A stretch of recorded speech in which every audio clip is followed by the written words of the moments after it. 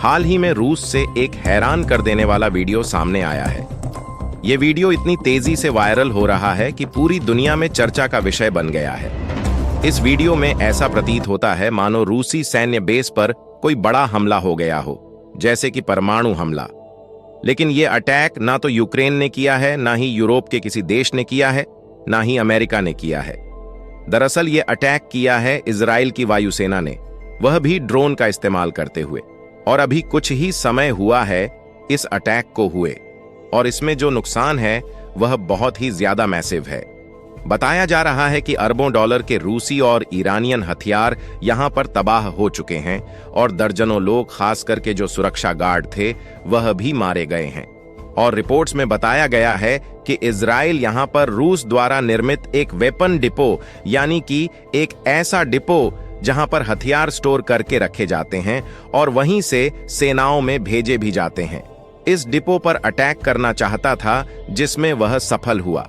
आपको यह एक्सप्लोजन भी इसीलिए ज्यादा बड़ा लग रहा है क्योंकि भले ही इजराइल ने एक छोटी सी मिसाइल से हमला किया, लेकिन जो आग लगी उस मिसाइल की वजह से उसकी चपेट में पूरा वेपन डिपो आ गया और पूरी तरीके से वह नष्ट भी हो गया।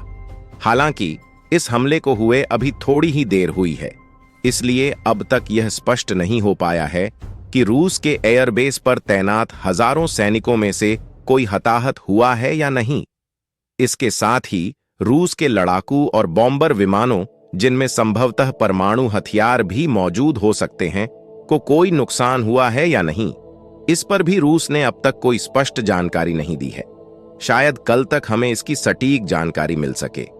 लेकिन आपका सवाल होगा कि क्या इजराइल पागल हो गया है कि बाकी के जो अरब देश हैं उन पर अटैक करते करते अब रूस पर ही हमला कर दिया? क्या यहां पर रूस का कोई मकसद था, या फिर उसने सिर्फ और सिर्फ गुस्से में रूस पर अटैक किया? तो देखिए, यहां पर ना तो गुस्से की बात है, ना ही बदला लेने की। इजराइल कभी भी कोई भी अटैक ऐसे ही नहीं करता, उसके पीछे एक कारण होता है। यहां पर भी कारण है। दरअसल रूस का जो सबसे शक्तिशाली सैन्य बेस है आउटसाइड रसिया, यानी कि रूस के बाहर इनका जो सबसे शक्तिशाली बेस है, वह सीरिया के अंदर लताकिया में है, जिसे कि हम कहते हैं उसे एयर बेस पर रूस अपने सबसे ताकतवर हथियार तैनात करके रखता है, ताकि मिडिल ईस्ट में जो उसके साथी हैं उन्हें कभी जरूरत पड़े तो मदद के लिए दे सके। आप यह जानते ही होंगे कि इस समय ईरान और यहां पर रूस की बहुत ही कट्टर दोस्ती हो रखी है। दोनों एक दूसरे के साथ दे रहे हैं, रूस यूक्रेन युद्ध में भी और इजराइल के खिलाफ हिजबुल्लाह हमास के युद्ध में भी। अब हुआ यह कि हाल ही में इजराइल ने ईरान के पूरे अरब वर्ल्ड में जितने भी वेपन डिस्ट्रीब्यूशन सेंटर थे, यानी कि जहां पर ईरान अपने हथियार पहुंचाता था और फिर वहां से हिजबुल्लाह और हमास के लड़ाकों को बांटता था, उन सभी वेपन स्टोरेज सेंटर को उड़ा दिया है, एक भी नहीं बचा। और इसके अलावा अगर कहीं पर हथियार भेजने की कोशिश भी करता है ईरान, तो उसे एयरपोर्ट, एयर स्ट्रिप, उस ठिकाने को पूरी तरीके से तबाह कर देता है। इजराइल, क्योंकि उनका इंटेलिजेंस नेटवर्क बहुत ही ज्यादा नेक्स्ट लेवल का है, उन्हें कई दिन पहले ही पता लग जाता है कि ईरान किस एयरपोर्ट के जरिए हथियार सप्लाई करने वाला है।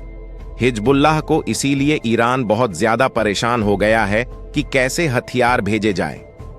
हिजबुल्लाह को इसीलिए उन्होंने रूस से मदद मांगी कि आपका सीरिया में एक एयर बेस है और सीरिया की सीमा लेबनान के साथ भी लगी हुई है, जहां पर हिजबुल्लाह है, और इजराइल के साथ भी, जहां पर हमास है। ऐसे में आपके एयर बेस पर इजराइल हमला करने की हिम्मत नहीं करेगा। इसीलिए हम अपने एयरप्लेन के जरिए हथियार भरकर आपके एयरबेस पर उतरेंगे और फिर वहीं के पास में एक वेपन स्टोरेज सेंटर या फिर एक वेपन डिपो बना लेंगे, जहां पर हथियार उतार कर रख दिया करेंगे और फिर वहीं से हिजबुल्लाह के लड़ाकों को दे दिया करेंगे। रूस को ईरान की यह बात माननी पड़ी और उन्होंने कह दिया कि ठीक है, आप हमारा जो एयरबेस है उसे इस्तेमाल कर सकते हैं। हिजबुल्लाह और हमास को हथियार सप्लाई करने के लिए। और ऐसा क्यों किया गया?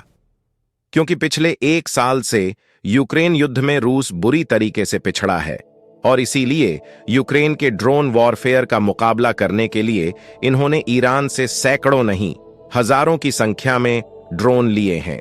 इसके अलावा मिसाइलों से मदद किया है। ईरान ने रूस की और अन्य हथियार भी सप्लाई किए हैं। जब जब जरूरत पड़ी है, क्योंकि जियोपॉलिटिक्स का रूल है कि आप अगर हमसे कुछ ले रहे हैं तो हम भी आपसे कुछ लेंगे और आपको देना पड़ेगा। रूस को इसीलिए एक्सेप्ट करना पड़ा ईरान की शर्तें, और ईरान लगातार पिछले कुछ महीनों से इस एयरबेस का इस्तेमाल कर रहा था।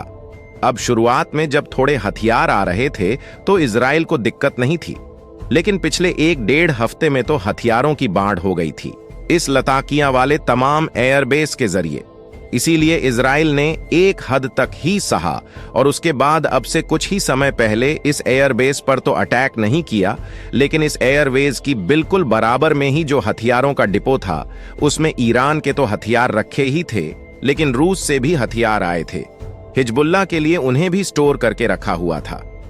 सबको एक झटके में इजराइल ने उड़ा कर रख दिया, और एक पल में ईरान की पिछले 1 साल की मेहनत को मिट्टी में मिला दिया। अब हिजबुल्लाह और हमास के लिए मुश्किल यह है कि पूरे अरब वर्ल्ड में उनके हथियारों की सप्लाई का यह सेफ पॉइंट था। यह अब इजराइल के न सिर्फ निशाने पर आ चुका है, बल्कि इसे तबाह भी कर दिया है, और भविष्य में जब भी हथियारों की कंसाइनमेंट आएगी, इजराइल लगातार इसे टारगेट करता रहेगा। बाकी आपका सवाल होगा कि क्या रूस इसके लिए कुछ नहीं करेगा तो क्या कर सकता है? आप ही बताइए, क्या रूस यह एक्सेप्ट कर लेगा कि वह ईरान और हिजबुल्लाह की मदद कर रहा था अपने सैन्य बेस के जरिए? नहीं, वह बस यह कह सकते हैं कि आप हमारे एयरबेस के आसपास ऐसे धमाके मत कीजिए, इससे हमारा नुकसान होता है। इससे ज्यादा रूस कुछ नहीं कर सकता, क्योंकि अगर वह एक्सेप्ट कर लेता है कि हम ईरान की मदद कर रहे थे हिजबुल्लाह को हथियार देने में, तो इससे उसकी बदनामी होगी, और साथ ही इंटरनेशनल कम्युनिटी में उसकी साख भी गिरेगी। हालांकि आने वाले 24 घंटे में इस मामले पर जरूर कुछ बड़ा होगा। जैसे ही कोई बड़ी खबर आएगी, हम आपको तुरंत अपने चैनल पर जानकारी देंगे। तो अगर अभी तक आपने हमारे चैनल को सब्सक्राइब नहीं किया है तो सब्सक्राइब जरूर कर लें। तो चलिए अब बात करते हैं दूसरी खबर की। तो दोस्तों, यह क्या हो रहा है? पहले भारत की ब्रह्मोस मिसाइल पाकिस्तान में जाकर घुस गई। उसके बाद अब से 3-4 दिन पहले खबर आई कि भारतीय वायुसेना के लड़ाकू विमानों से बम, जो कि एयर स्टोरेज बॉम्बर्स थे, अचानक गिरने लगे और पाकिस्तान की सीमा के करीब आकर गिरे। और कुछ समय पहले जो खबर आई है वह तो और शॉकिंग है। देखिए, रिपोर्ट आई है कि भारतीय सेना का एक ड्रोन पाकिस्तान के अंदर घुस गया और काफी अंदर तक यह चला गया। जी हां, यह एक सर्विलेंस ड्रोन था, यानी कि जासूसी के लिए इसे इस्तेमाल किया जाता है। और आज सुबह यह पाकिस्तान के सीमा में जा घुसा, और इन घटनाओं को देखकर ऐसा लग रहा है कि भारतीय नेताओं के डिसीजन का इंतजार करते करते भारत के हथियार भी इतना थक चुके हैं कि खुद ब खुद पाकिस्तान के अंदर घुसे जा रहे हैं। लिटरली तैयार बैठे हैं पाकिस्तान के अंदर घुसने को, और भारतीय नेताओं को यह घटनाओं के जरिए यह संदेश दे रहे हैं कि हम रेडी हैं, और इतना ज्यादा रेडी है कि अब थक भी चुके हैं। अब तो ऑर्डर दे दो पीओके लेने का। जी हां, लग तो ऐसा ही रहा है। लेकिन फिलहाल बात करें आज की इस घटना की, तो हुआ यह कि आज सुबह भारत का एक ड्रोन था, जो एक मिनी कैटेगरी का ड्रोन बताया जा रहा है, जो कि सर्विलेंस के काम पर निकला था। यानी कि यह चेक करने की बॉर्डर पार से भारत के अंदर किसी प्रकार से स्मगलिंग तो नहीं हो रही, किसी प्रकार के आतंकी घुसपैठ तो नहीं कर रहे हैं। इन सब की एक तरीके से पेट्रोल करने निकला था, लेकिन अचानक से इसमें किसी प्रकार का माल फंक्शन आया, टेक्निकल ग्लिच आया, जिस वजह से यह पाकिस्तान के अंदर घुसा और घुसता ही चला गया। और फिर पाकिस्तान में काफी अंदर पहुंचने के बाद यह पाकिस्तान की जमीन पर गिरा। अब इस चीज को लेकर 2 अलग अलग कन्फ्लिक्ट रिपोर्ट आ रही है। पहली यह कि पाकिस्तान के रेंजर्स ने, जो पेट्रोलिंग करते हैं भारतीय बॉर्डर पर, उन्होंने इसे खोजा। इसके अलावा दूसरी रिपोर्ट यह है कि भारतीय सैनिकों ने रिपोर्ट किया पाकिस्तान को कि हमारा ड्रोन तुम्हारे देश में आकर गिरा है। खैर, जो भी हो, उसके बाद भारतीय सेना ने कार्रवाई आगे बढ़ाई और पाकिस्तान को कहा है कि हमारा ड्रोन तुम्हारे देश में गलती से गिरा है, इसे तुरंत वापस करो। तो दोस्तों, भारत ने पाकिस्तान से रिटर्न मांगा है अपना ड्रोन। खैर, यह एक फॉर्मल कार्यवाही होती है अपनी चीज वापस मांगने की, भले ही वह वापस ना करें। इससे भारत का कोई नुकसान नहीं होने वाला। सस्ता सा छोटा ड्रोन था, जो मिनी कैटेगरी का होता है।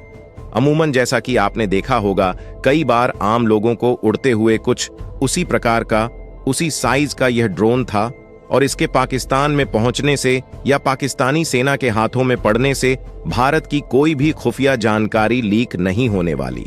यानी कि चिंता की बात फिलहाल कोई नहीं है। और आपको बता दें कि ऐसे छोटे छोटे एक्सीडेंट होते रहते हैं। इतनी बड़ी सेना है, इतना बड़ा देश है, इतनी बड़ी बॉर्डर है, इस प्रकार की घटनाएं होती रहती हैं। लेकिन देखने वाली बात यह है कि पाकिस्तान की सेना हमारा ड्रोन अब वापस करती है या फिर वापस न करके इस बात का बतंगड़ बनाकर भारत को बदनाम करने की कोशिश करती है, भारत पर गलत आरोप लगाती है। यह अब आने वाले समय में ही हमें पता चलेगा। लेकिन इस पूरी घटना पर आपकी क्या राय है? अपनी राय हमें कमेंट बॉक्स में जरूर बताएं। मिलते हैं और नई वीडियो के साथ। जय हिंद, जय भारत।